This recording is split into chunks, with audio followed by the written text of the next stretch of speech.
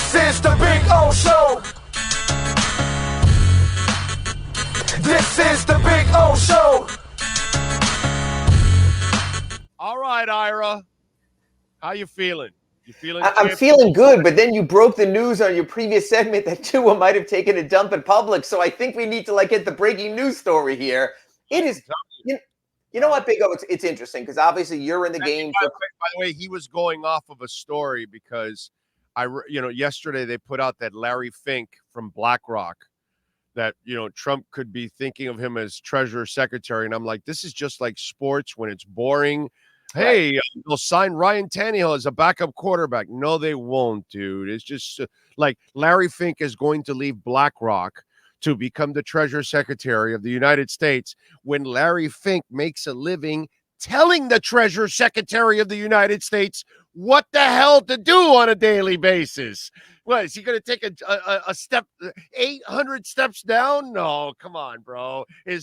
Are they really going to sign Ryan Tannehill as a backup? Come on. I mean, the stories that come out sometimes from our media brethren are just the wackiest shit in the world. The guy that manages $11 trillion is going to walk away from that.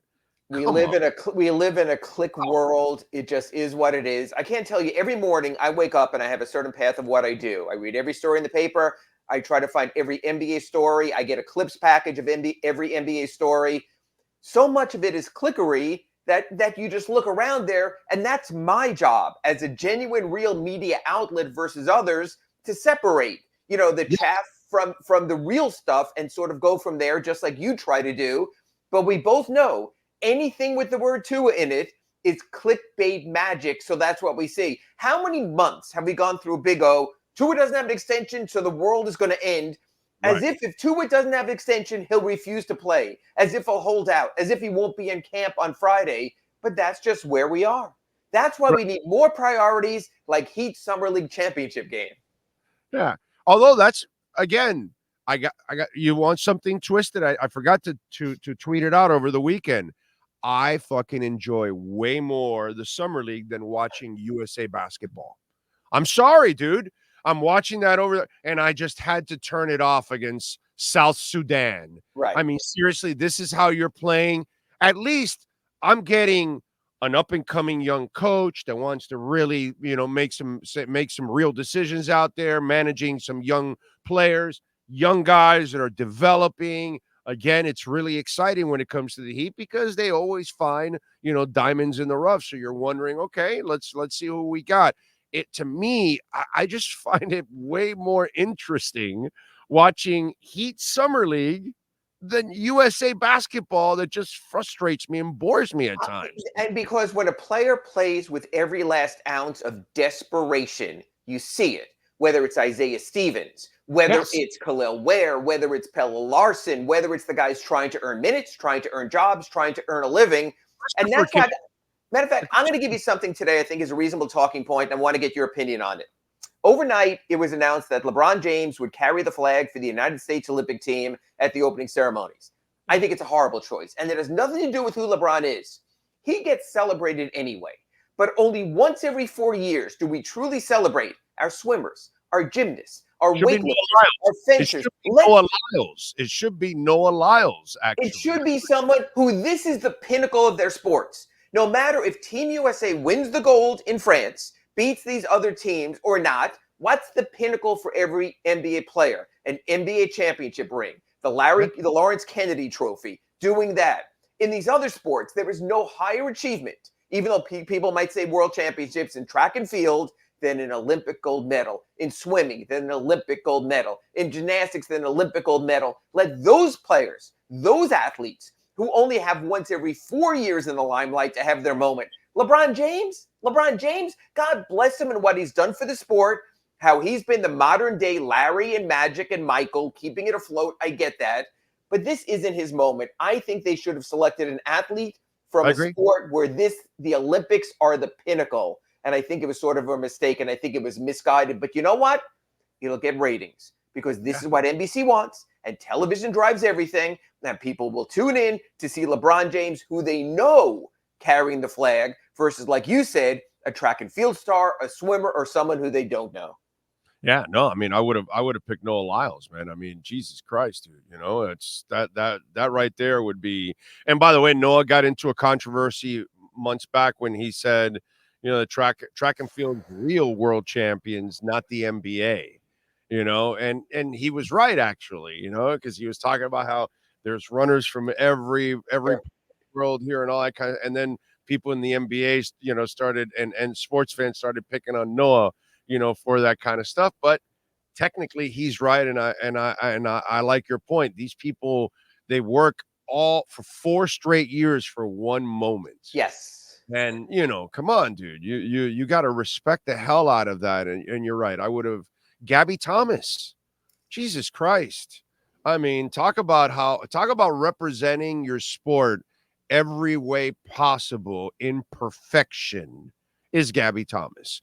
On the track and field and off the track and field, she is a goddess. She just carries herself like the ultimate professional out Simone there. Biles. Yeah.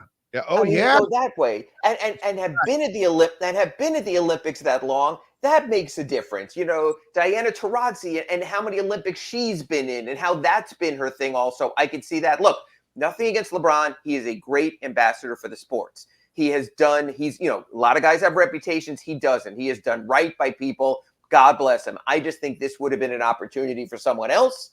And I think I agree with you. When I watch these exhibitions, it's not like they're giving their every last ounce of breath like they would in the NBA Finals. It's not LeBron looking at J.R. Smith like, what the hell are you doing? It's different. It's you cruise, we'll cruise, and the end of the game, we give the ball to LeBron. He bullies his way for 2 layups. We win, and we go, hey, we beat South Sudan. Exactly.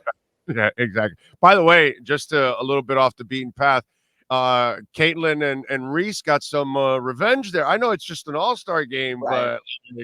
but hey, maybe they should have been on the Olympic What team. about us? Exactly. What about, you know what? The W and what they're doing and creating their own lane and their own interest, I think is wonderful, because in the dog days of summer, when you're only left with Marlins baseball down here, maybe some British Open golf, exactly, it's nice to have something else. So you know what? I'm all in on the W more than I've ever been before, because they are creating the drama that sports requires. Yeah, that is true. They are bringing more eyes because of the drama, but I'd rather us not argue and talk about the drama. I'd rather kind of appreciate the talents. And I don't think we do enough of that. You know, a great example is now you're shit out of luck. Two of your best 3-point shooters aren't there. Yes. You know, one I know has Olympic responsibilities, but the other one's like, yo, man, I've been treated like shit all year. What am I gonna go to this? She has nothing to gain. She kicks ass in 3-point contests, big deal, whatever. She does bad, great opportunity to rip on Caitlin Clark again. She's like, man, I'm tuning out and I'm gonna rest from this one. And so now, because of the way you've kind of mistreated her as you know this first half, you as a league, you really missed out with Ionescu and Caitlin not being in, man. Yeah, well, and you know what? But it's interesting. I just watched LeBron's company did Spring Hill did a thing on Pistol Pete Maravich when he came in the NBA, and he came in as a rookie with the first $1 million contract, and players wanted to beat the crap out of him. And what has this guy done? You need these type of players to draw attention to your league. So I can understand everyone wanting to put Caitlin in her place, but the bottom line is there has never been more heightened interest in the W than there is right now. So you know what? You ride it, you enjoy it. Pistol Pete went through all of this. They knocked the snot out of him when he came out of LSU with his $1 million contract. But in the end, it put eyeballs on a game that was considered a secondary sport at the time. This is how a league makes a rise. Caitlin Clark is going to go down as a seminal personality in the history of the W. So we enjoy it, because all those years back, what Cynthia Cooper did, no one noticed. They needed something like this. Right player, right time, right interest. She's generated all of them. I mean, listen, she's broken a ton of stats. The only stat that really matters, she's the one that moves games from WNBA arenas to NBA arenas. Yes. That's the ultimate stat that she breaks every single time. All right, so we've got the championship game. Woo-hoo. Khalil Ware has played solid. I'm not going to say he's like a phenomenon. You know, he had 15 shots the other night to score 18 points. So that's not necessarily, you know, something incredible. But there's been some nice, you know, things going on and developing. The Stevens kid, because they're at 14 and they can't go all the way to 15, they can't give him a two-way contract, They apparently. can give him a two-way. They can't give him a standard contract. Right. Okay, so they can't give him a standard, but they can give him a two-way. Okay, so are we expecting a two-way soon here with him? I don't see how not, because you can't keep him on the roster with an Exhibit 10 camp tryout contract, but you can keep him under your control until the last week of the preseason. Then you make your decisions. Maybe you trade a player, whether it's a Duncan Robinson or Josh Richardson, and create space for one or even two players. It's really interesting. We're at a point now, we know the Heat have 3 two-way contracts. At the moment, their two-way contracts are Keshad Johnson, who we all agree is an ultimate Heat find, undrafted forward out of Arizona. He's going to get one. Zion Pullen, who we thought, the guard out of Florida, would be pretty much of a lock at point guard. Very questionable. Played only 4 minutes yesterday. Drew Smith, God bless him, brought back on the, hey, we're going to give you some money. Believe me, he will get shuffled aside back to the G League when it's all done. So I have 3 two-way spots for you. I have Keshad Johnson. I have Isaiah Stevens, the great passing assist leader point guard for the Heat right now. You have Josh Christopher, who's loaded it up in 3 or 4 games, instant offense. You have Cole Swider, who, except for yesterday, has an NBA-proven skill that if you do trade Duncan Robinson, you are going to need a shooter. And you have man Alondas Williams, who scored 55 last year in the G League and has shown he can be instant offense. You have a lot to choose from. If you were to ask me right now, Big O, we'll go through this in the summer when they sort of go back to their own places, I would say Keshad Johnson gets one. I would say Isaiah Stevens gets one. And honestly, I would give one, if he will take it at his age, to Cole Swider, because when you have an NBA-level skill, I want that on my roster. Yes, Josh Christopher could be streak scoring, so can Alondas Williams. But as long as you have Josh Richardson and Alec Burks, you have veterans under contract already on the payroll. Tell those guys, hey, come back to us in December, in January. When we get another roster spot, we might create something for you. But this shows the developmental wing of this team never stops working. They've made Summer League fascinating. The only thing I cringe is when you say, well, if you move a guy like Duncan, for me, the pendulum has swung to I don't want to lose Duncan anymore. I have so much respect from where he's come, because Cole Swider can do one thing. Well, that's what that was Duncan, and then he made himself into a nice player. Now he can do a lot of things for you, and his contract that we thought was burdensome is actually now a bargain. So, and I get it. He's one of your actually values as a player that you could get value in return. And for his $18 million, you can fill 3 other roster spots instead. So it just depends on what you want or don't want. Look, my perfect world, and I love him as a person, but if you move Josh Richardson into another team's cap space, if someone wants him, you can add 2 players. Then you can add another NBA veteran at the minimum, whether it's a Dennis Smith Jr. point guard. You can add one of your Summer League players as that, and then you move your 3 two-way spots elsewhere. So there'll be machinations before we get to camp and during camp. But the fact that we're talking about fascination. Second rounder here, right? If you got to unload a Josh Richardson, you're going to have to give up a second rounder now, right? You would hope not. You would hope a team either that's below the salary floor might be able to hold on to Josh and flip him down the road. This is what Andy Ellisberg is for. That's why I'll leave on vacation. Pat's already on vacation. Spo's over in France, and Andy Ellisberg will never stop working. Okay, so tonight, I'm going to go degenerate on you here. Grizz are favored by 2.5. The over and under is 185.5. The Grizz are minus 142 on the money line. So Vegas has Grizz winning here. And the Heat are plus 120 on the money line. How are we looking at the championship game here if we want to go pure Here's degenerate? what's interesting. How do you weigh winning a free T-shirt and a shiny trophy versus protecting your players? And the reason I ask this, Big O, is this. This will be the Heat's 3rd game in 4 nights. Do you protect Khalil Ware? Do you protect Pelle Larsson? You know, it's the NBA Summer League, unlike any other sports league in the world, where players play less and less and less as you go into the playoffs and through the playoffs. So you're calling the head coach a liar. No. I think Dan Bisaccio wants to play everyone the full 40 minutes. The games are 40 minutes, not 48. But I know that Pat Riley has a cell phone. I know that Eric Spoelstra has a cell phone. I know that the front office have cell phones and they might talk to Dan. I think the Heat will go all in. To win that Memphis, title.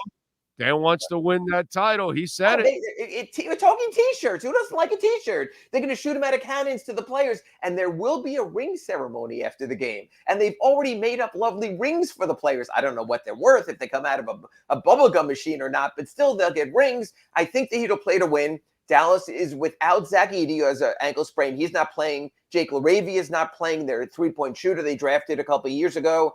This Heat team has real cohesion. They play to win. Dan Bisaccio has done a fantastic job. He'll be a great coach in the G League when he moves on to the Skyforce next season. I think the Heat will play to win the game, and I think if Memphis shows any disinterest, the Heat will seize on that. Here's the thing.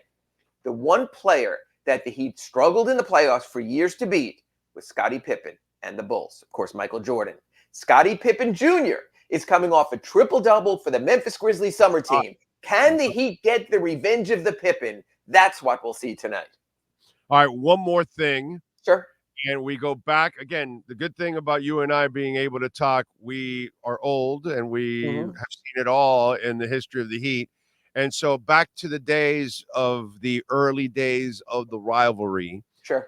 Something that we don't really have a lot of in today's basketball is color from the front office. And rest in peace, one of the great human beings of all time is Pat Williams. Correct. And while he was a pain in the ass at times for Heat fans early on because he kept winning the lottery with his Lucky Charms and everything else, but he was a great person. Yes. He did a marvelous job for the Magic overall, and he was a character. Something that we just don't see from executives that much anymore. And it was refreshing. And so when I saw that Pat Williams passed away at the age of 84, which God bless him, he got 84. I think we'll all take 84. We lost a great one in many, many, many ways.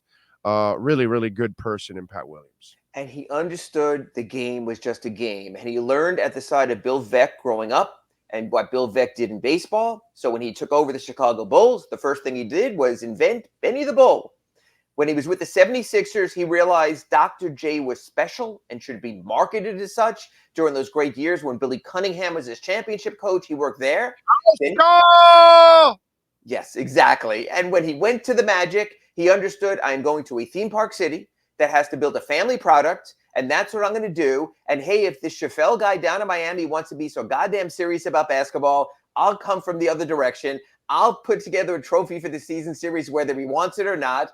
I'll rip Miami for getting the team a year before us. I'll make it fun. I'll show up at Summer League at FIU wearing Groucho Marx glasses and sit in the crowd so I won't be noticed after all my comments. And then the last 11 years of his life, he lived while fighting cancer, while also working for cancer charities, while also adopting his family for the children in need and everything he did. He lived a full, complete, and robust life. He was a gentleman to the very finish, and he understood more than anyone did that sports are a game. So smile and have fun. Yeah, good people, man. Good people, and will be missed. And there aren't people like that exist in the NBA nowadays. And we need them, by the way. We need them. We do. We need fun. It brings a lot of fun to the game. Exactly. With a little too much seriousness. All right, what else you got going on in the Sentinel? Today's Ask Ira. I talked about the pre-Olympic tour by USA Basketball, and I'm wondering if it's not just a bit much because Bam is out there. And to have 2 weeks in Vegas, then to go to Abu Dhabi, which is just a marketing campaign to try to get the money, in the Middle East. And then to come to London, they play again today. They have a game against Germany. I think it's a bit much for players who went through a full season to do a month-long tour and then have the pressure of the Olympics. It's all about the marketing and making money. So I wrote about that in my Ask Ira. Just posted a feature at sunsentinel.com. Beat your paper tomorrow on Pelle Larsson, the Heat's second-round pick, about, wait, you're from Sweden? They play basketball there? Where the national basketball hero is none other than Jonas Jerebko? and he told me what it was like coming up in Sweden. And he said in Sweden, sports was never viewed as a career. It was viewed as fun. So I asked him how he got into basketball. He told me his father was with the national team. So he went to academies. He decided he liked it, went to the University of Utah, then Arizona. So he told me sort of how the Heat are sort of getting their Swede sensation and that whole process. So it's a fun read if you get a chance at sunsentinel.com. Yeah, and by the way, it's worked out so well for Messi all throughout the year, traveling all over the world. I mean, his body didn't get hurt, didn't miss games. Exactly. Not at all. Point taken. Not at all. Follow him on Twitter at Ira Heatbeat and catch his exceptional work there at the South Florida Sun Sentinel. Ira, have a fantastic week. We will catch up next week, my friend. Catch you next week in our Acura Pembroke Pines report. Thanks, Big O. Thank you, sir. There you go. Ira Winderman. And right now, baby, you can get electrified. The ZDX is here. Go to Acura Pembroke Pines, 15601 Pines Boulevard, just off of I-75 in Pines. Gets over 300 miles to the full charge. $499 a month right now. You want to get the lease feature. The MDX, $479 a month. The Integra, that thing is sharp, $319 a month. You can get 3.9% financing for 60 months. Go see Larry Schlossberg and Pat Nasto, Tony Stampone, the amazing people there at Craig Zinn's Acura Pembroke Pines. And, of course, if you own or lease an Acura, Mike Chan, Jordan Ferber are ready to take care of you at Craig Zinn's Acura of Pembroke Pines.